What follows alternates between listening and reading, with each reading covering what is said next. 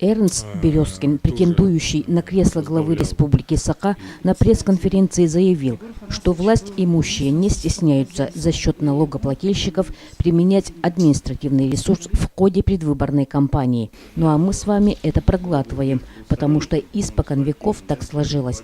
Власть в России позволяет себе все, что захочет, за наши деньги. Некоторые кандидаты, я так понимаю, что даже уже отдыхают все это время за границей, а администрация президента на вертолетах летает и собирает за них подписи.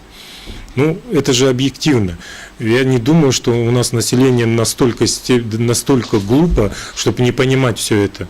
Насколько это все комично, анекдотично и цинично выглядит.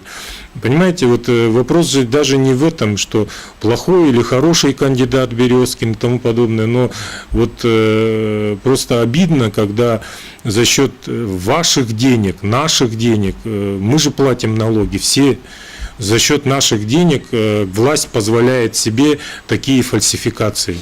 Вы смотрели репортаж Ларисы Бай.